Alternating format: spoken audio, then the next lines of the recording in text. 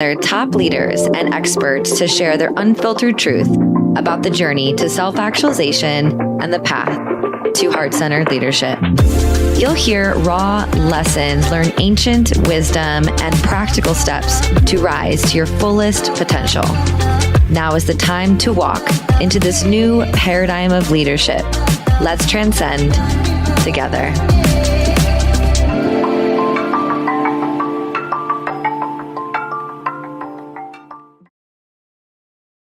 Hello and welcome back to Transcendent Leadership. I'm your host, Carissa Johnson, and we are here for another show, another episode that is going to dive deep into how to step into your greatness, how to lead from your heart, and how to truly make an impact in the world in a more grounded, calm, natural, organic way, because it is your truest essence to become who you know to be you, right? It's already inside of you. It's already inside of you. And so this episode, this conversation, it might be a little bit tricky or triggering for some of you. And I want to acknowledge that ahead of time because this is part of what I think I'm here to do. I'm going to do it in many different ways, but it's part of what I think I'm here to do. And can you guess what we're going to talk about today? We're going to talk about God, and we are going to talk about spirit, and we are going to talk about the holy force of nature, of energy that guides you.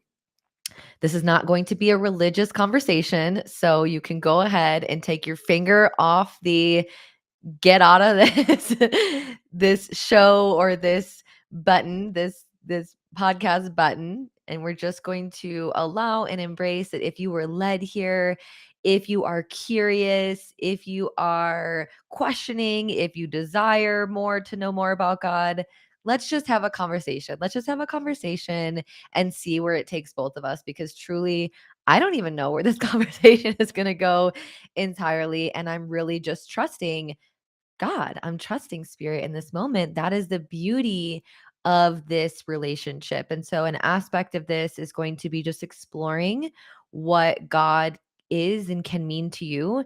And at the end, I'm going to give you some tips on how to cultivate and to deepen and to strengthen your relationship with God in whatever kind of relationship you want to have.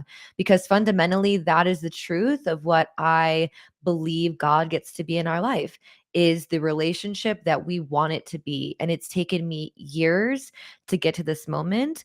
I used to hold so much shame around how strong God's presence was in my life and how clearly I heard the word of our creator, and how inspired I've been to talk about God and my relationship with God, thinking that people are going to think I'm really hyper religious, which I'm not. I'm actually kind of the opposite. And really just get turned off by the idea, because I know that there is church hurt. I know that there's a lot of people who believe that there's an aspect of the patriarchy that is embedded in the Bible and in this work. And so I'm here to just confront the conversation and open it up for all of us, because I'm going to say that I don't have all the answers. I certainly have not gone to church my entire life. I'm just now reading the Bible out of curiosity and like, what's in here? Let's explore this. Let's get to the edges of my comfort zone around what are the historical contexts out there. And I'm still building my relationship with God. I don't even know, and I don't even know that we'll ever fully know. And I think that that level of ignorance is what gets in the way of our connection to God. Claiming that it is a certain thing and it shows up in a certain way and we need to be a certain way has often held us back from our most prized and sacred and holy relationship. And to be honest with you, it wasn't until I had a conversation with a client years ago that told me that one of the greatest things that I helped her with, which was beyond, there were so many things that I thought it could be. It was like the new job or the fact that she wanted to have a baby or whatever it was. We worked through so many things in our relationship. And one of the things that she said that she was the most grateful for was that I inspired her to redefine her relationship with God. And so I'm listening to the nudge. I'm trusting what I'm being led to say, and we're going to explore this together. And so, in order to provide a little bit of context, I'm going to tell you what my life was like before I woke up to my relationship with God. And it was, I'll say this, I have always had some sort of inspiration and curiosity around Jesus, around the relationship with something greater. I've really primarily most of my life had some sort of faith. My mom has been very spiritual and she has inspired me to get really curious, but has never forced me to do anything. And she went to Catholic school for around 12 or 13 years. My mom is also a very gifted spiritual woman. And so she's very, very, very connected to Creator and has always been offering me different wisdom and different ideas and different things to sit with. And so I will say I've always kind of had a level of faith that there's something out there, there's something greater. Some of the miracles that I've experienced in my life were undeniable in the ways that I was able to move through it when I invited God in. And so before I built a relationship with God, I've always had a little bit of faith and always knew that there was something, or always believed that there was something. My life felt very empty. And it felt empty in a way where I was really seeking in things, in material possessions, in relationships, in validation, in significance. I actually just recently did a podcast that will go out with a friend of mine. His name is Jay Chase. And we talked about the values and we talked about what life has been like for me with bringing God into my life. And it's been a major transformation. But in a lot of ways, I was seeking outside of myself. Once I have the money I want, then I'm going to feel safe. Once I have this relationship, then I'm going to feel whole. Once I have this thing, then I can actually relax. And in many ways, there's been a lot of nervous system regulation work, self worth work, shadow work, all of the interpersonal spiritual work that I've done is all interconnected and related to this. But the fundamental thing I felt the most was I felt an insurmountable amount of pressure. Let's just take a moment for that because a lot of you are leaders, you're public figures, you're ambitious people, you're elite professionals. You want to make a big impact in the world. And it can feel daunting. God, creator, what do I do? How do I do this? Who do I turn to? What do I lean on? And especially if you don't have a support system or a lot of tools or a lot of friends and family or resources to be able to move forward in your life, you might be questioning, how will I do this? How will I make the money? How will I support my family? How will I make the impact? How will I actually find happiness? How will I find peace? How will I find happiness? We're often finding ourselves questioning this a lot. And no matter what I did, no matter what I dove into, no matter what books, no matter what podcast, I constantly felt this pressure. It felt like a boulder on my chest that I could never get rid of because everything was on me. And I tend to be a person who takes a lot of responsibility. I think that's a really beautiful quality. Over the last couple of weeks, we talked about one of the greatest qualities or some of the greatest qualities of a transcendent leader. If you haven't listened to that, I would invite you to go back and listen to that. And because my relationship with God, Creator, has allowed me to cultivate these qualities within me to be here in this moment, but I felt an insurmountable pressure. I felt like I was never going to get the thing done. I always felt like I was exhausted trying to figure it out, trying to decide. I was having decision fatigue. I was getting overwhelmed. You get the picture. You probably feel this, or you may lie awake at night and you might be wondering, how the hell do people do it? How do these people who are in the limelight, who have the impact, who seem to be happy on social media, which it appears to be many of them are not, how do they actually do this? How do they do this? And I remember having some very distinct moments, and there were many of them, where there were invitations to surrender. There were invitations to let go. And I didn't know that this was God. I thought that this was me losing my ambition. This was me losing my mojo. This was me losing and sabotaging everything. But in hindsight, looking back, it was God's invitation to let go. It was God's invitation to take over, to allow me to relinquish some pressure and control. But as I was relinquishing the pressure and control, I felt like I was literally crumbling. Everything was going to fall apart. The rug was going to get pulled out from under me. Life was going to be gone as I knew it. There were so many invitations. They happened in small moments, in these gentle whispers of, honey, dear child, let me help you. Let go, surrender, follow me, trust me, relax, ease up. And I just could not do it. And I remember a couple of years ago, I think it was 2021 or 2022. Yeah, 2021 probably. I was looking at myself in the mirror and I was going through an awakening. And this was the moment, I've talked a lot about this, where I felt like I had everything on paper.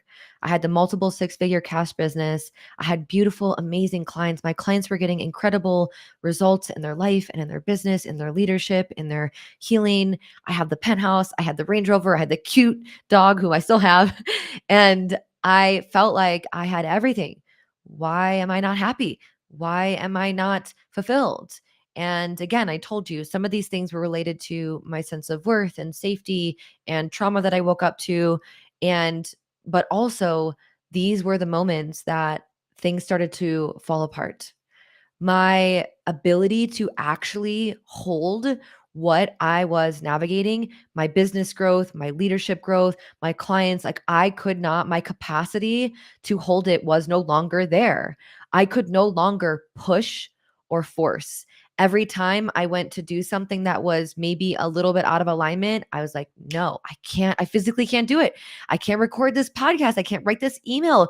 I have to tell this client the thing. I can't have this conversation with this friend, like, or I can't be around this friend unless I have this conversation. I began to wake up to truth and it felt overwhelming.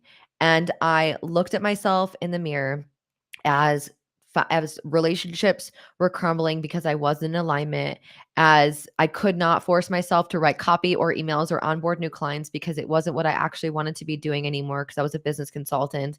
I was in a tumultuous relationship with a coach, and maybe at another time I'll actually share that relationship and what happened, because it was one of the hardest moments of my life, was navigating a fallout with somebody that I really respected for many reasons. All of these things were happening at once. And I remember looking at myself in the mirror and not even really recognizing the woman that was in front of me. Who is she? What does she love? What does she want? Where does she get this courage? How does she keep going? And in that moment, I just really, I think I even laid on my bathroom floor and I just wept. And I was overwhelmed by my emotions and distraught by what was going to happen in my life. Because when you go through an awakening, whether you're waking up to God, Creator, you're elevating your consciousness, you're healing, all of it is in some ways synonymous. You feel like it's all going to fall apart and that you're going to lose everything.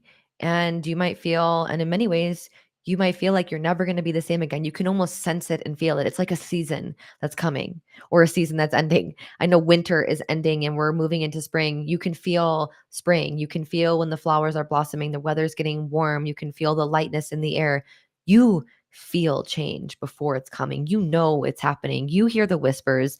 You feel these subtle, you feel the subtleties in your energy and in your environment shifting. You feel the resonance of truth. You often, or we often, just deny it. And it was in this moment, I was on the floor and I was crying and I was really emotional. And I just felt this warmth of unconditional love like I had never felt before. It felt like all of my angels from the heavens came down and they were like, we've got you. We've got you. We're here for you. We're going to hold you. We want, and I repeat, we want to take this from you. Release it, dear child. Release it, dear child. And in that moment, I didn't know how I was going to release it. I didn't know if I'd be able to, but I knew that something needed to be different. And from that moment, I made a decision that I could not do it alone. From a physical standpoint, I physically could not carry what I was carrying anymore. So there was an invitation to lean on more friends and family and not have the lone wolf syndrome anymore. But there was also an invitation to recognize the power that is within me because of who created me. There's a friend of mine who has said, know who you are and know whose you are. And we are a child of God. And I, in that moment, was in so much desperation. I was like, this is the only thing I can do. I've tried everything. Meditation isn't working anymore. My walks aren't working anymore. My nervous system is unregulated. I feel constantly terrified and fearful of everything. I don't know who else to turn to. And so I did. I turned to God. And little by little, I was able to find solace. I was able to find and cultivate peace. I was able to, and still, and this is, I'm going to really be honest here. This is still a process that I'm working through and moving through and owning. It's not like I woke up to God and I'm like, I'm devoted to your presence and here I am and I surrender all to you, your will, your divine will. Please lead me. It is a choice I make every day to lean on God. And I still sometimes fight like, this is mine. I want to control this. Of course, subconsciously, or the little child within me wants and is afraid, right? She wants certain things and she's afraid.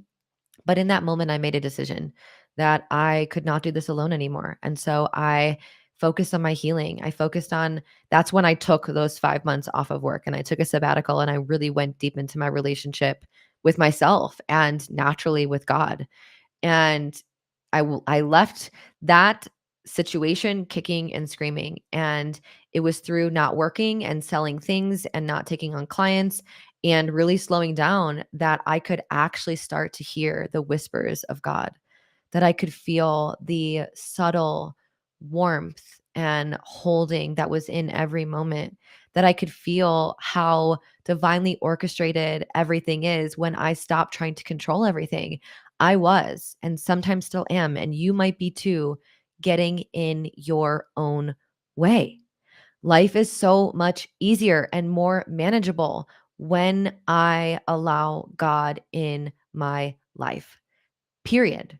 Period. And I was such a person who was so against religion. I believed that the patriarchy was infiltrated in there and that it was rewritten to for mind control, the Bible and whatever. And maybe there's truth to that and I'm still not I don't identify as being religious, but I cannot deny the miracles that have happened in my life. The moments where I was like, I don't know how I'm going to make it financially and boom, I'd be led to do something and something would happen or somebody would come to me or I would pray and that prayer would be answered directly, so specifically in a way that I still to this day am just mind blown. I can't comprehend it. And that is the thing about God is sometimes it is so incomprehensible.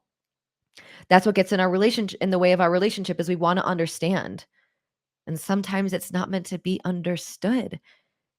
It's meant to be felt. It's meant to be experienced. You're meant to sometimes walk blindly. That is what faith is when we don't understand, we don't know for sure, we don't have evidence, and yet we still believe anyway. And so since then, my life has changed dramatically. And I have seen miracles happen in my life. I have seen miracles happen in my client's life. I have felt more calm, more ease, more regulated. Abundance flows in more naturally and easily. It is just, I can't imagine my life without God.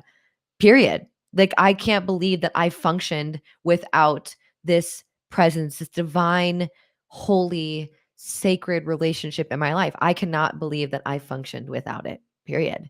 And sometimes I look at people in my life and they don't have faith and that's okay and there's not judgment there, but I'm like, wow, I have no idea how you're doing it. I have no idea how you're doing it. And many times they're burning themselves out and they're stressed and there's disease and issues in their emotional body because they just are holding it all alone.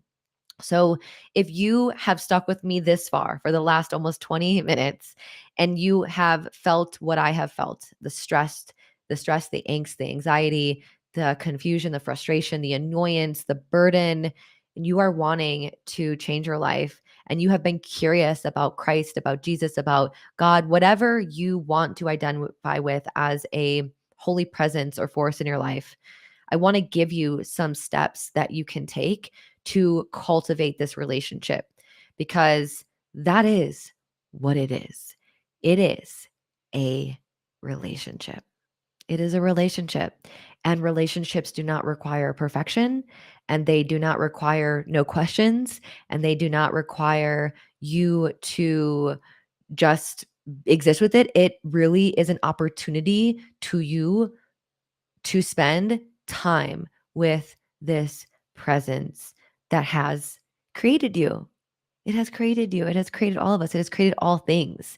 God is within everything. So it's not one divine thing. And you don't need to sit at your altar and pray every day in order for you to connect with this energy. It is a relationship that you get to have. So I'm going to give you 5 things that have really, really, really helped me cultivate this relationship. Number 1 is say hello. Say hello to God.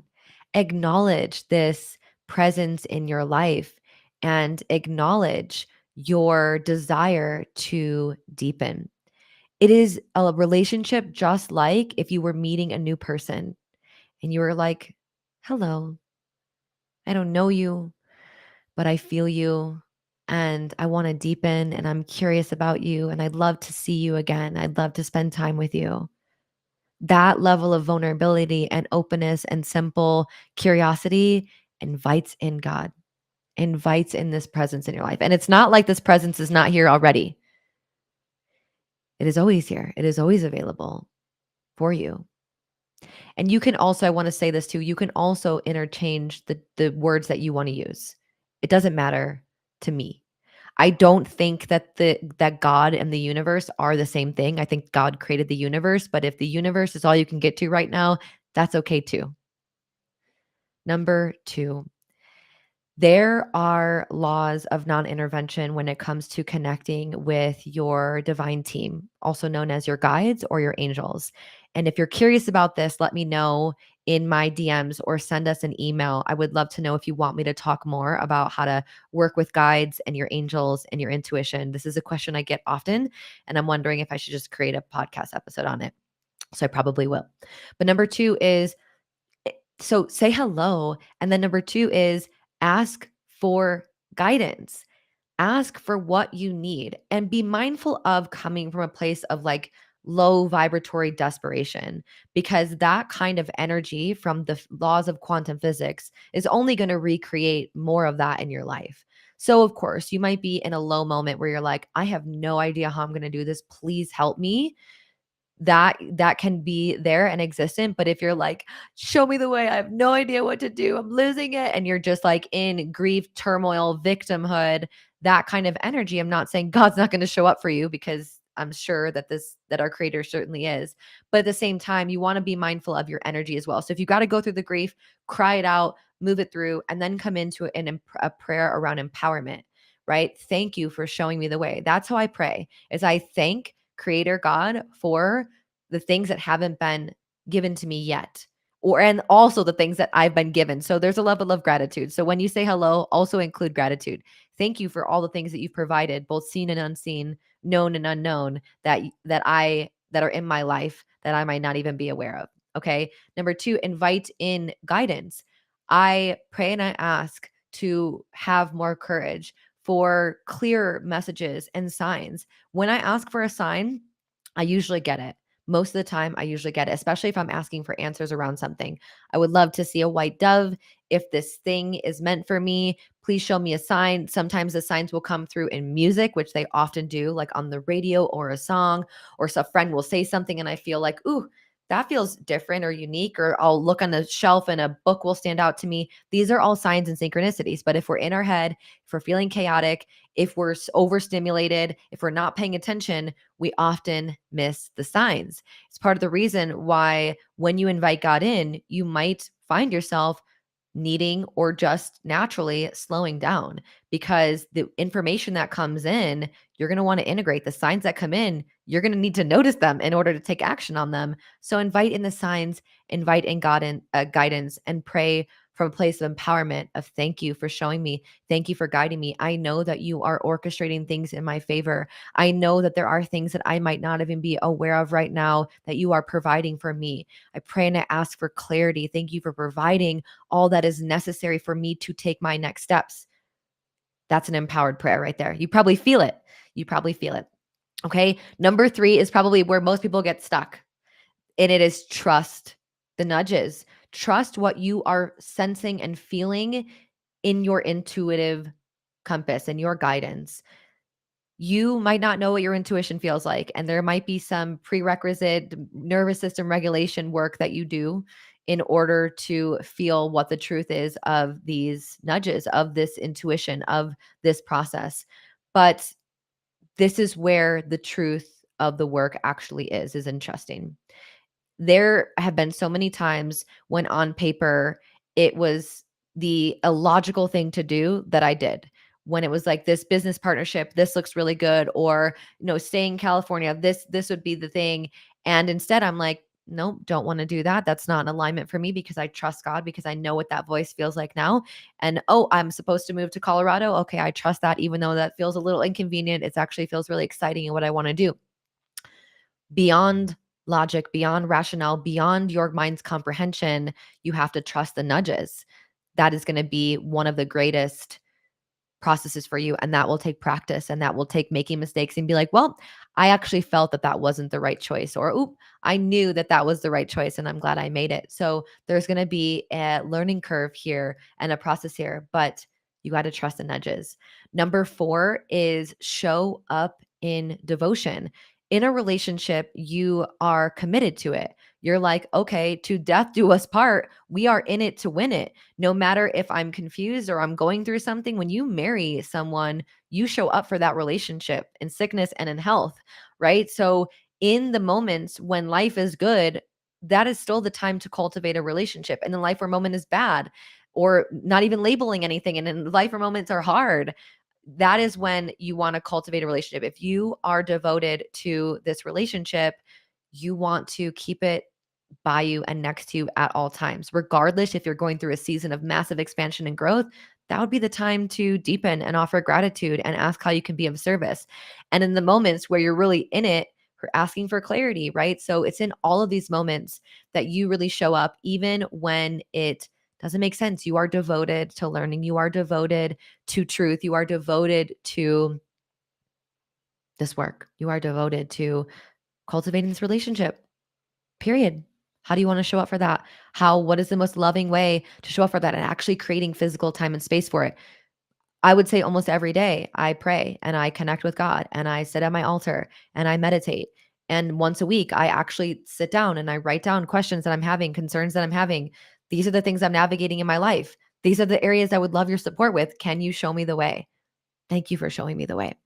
And number 5 is where, so number 3 and number 5 are very similar, but number 5 is different because you can hear the nudges, you can trust the nudges. But one of the things that has been the most challenging for me, because I can tend to be very hyper independent, is I think I know the answer immediately. I'm like, oh, I got this. I know immediately. But sometimes that excitement is actually just what's familiar. And what's familiar could often be trauma or stress. So I check in a lot. I check in with my body. I check in with God. I ask for signs and answers. I check in. So number 5 is around checking in when you make decisions, especially big ones. So it's not just about trusting the nudges that come to you, but also asking for support around big decisions. Is it in my highest and best to move to this place? Is this person in my highest and best to deepen in this relationship? And inviting God in all of your decisions, in all of your growth, in every single way, because your angels, gods, God, your ancestors, all of your divine energy that's here to support you, which you would be blown away if you actually knew how much was here to support you, wants to, craves to, yearns to, is devoted to, is dedicated to, is assigned to help you. it's your job. And I guess if there was a number 6, it would be open to receiving. Be open to receiving the blessings, be open to receiving the change. Welcome, embrace the transformation that happens in your life when you welcome God in, because sometimes it feels like you become absolutely naked to realize how loved, how protected, how worthy, how abundant you are when you feel like you absolutely have nothing. That was my journey. I hope that it's not yours as well, but sometimes that is just the path to this process. And so I share this because we are awakening to a new earth and to a new paradigm. And if you are listening to this, you are likely somebody who is contributing a frequency to this energy imprint that is here on this earth right now and this new paradigm. And I firmly believe that as we welcome God in and we see the God and creator within ourselves, we can create a new reality. And as we create a new reality, we will have questions. We may not know how. And so as we lead, it's important that we welcome in spirit and we welcome in God to lead us. This is a co-creative leadership relationship, and it is not on us to know all the answers, but to walk in faith and to relinquish the need to control and surrender to the resistance of change. Because I can tell you right now, I don't know when you're listening to this podcast. It could be 5 years from when this is recorded, but we are going through one of the most incredibly transformational times in history. Our world is going to completely change. And it may be scary. It may be uncertain. You might have uncertainty. You might want to grasp onto your old life and this old paradigm and this old world, and we have to let go. It reminds me of this meme where there's this little girl who has a bear and she's holding the bear, and Jesus, I think it's Jesus, is looking at her. Whether you believe in Jesus or not, we could look at the history of who he was as a human and a powerful healer, regardless of what you believe. Just look at the history and go back. And in this moment, it's not even about this moment. We could pretend it's God, even if you don't believe in Jesus, whatever it is. And this little girl has this bear, and Jesus is looking at her, and he has something behind his back, and he's asking her to hand it over. What she doesn't realize is as soon as she offers this bear to God, to Jesus, to creator, he has another big, huge, ginormous bear behind him. So as we learn how to hand over what we believe we have to hold on to, or what is ours, or we try to hold on to the control that we think we have around this thing because we might have wrapped our identity in it or believe that it is a part of us. As we learn to hand that over, we are going to be gifted and given and offered something new, something greater. But it only is until that moment that we can hand it over that we can actually receive what it is that we are meant to receive. So I invite you to let God in and recognize the God creator within you and fortify and cultivate this relationship. And then I tell you, it'll really make your life, your business, your leadership so much easier as you relinquish this pressure and this stress to be anything other than who you are and where you're at. Send you many blessings on this journey and this relationship in its imperfection and its messiness. And I would love to hear from you if this inspired you and if you actually fell through with some of the things that I shared here. So thank you for being with me on this journey, and I will chat with you next week.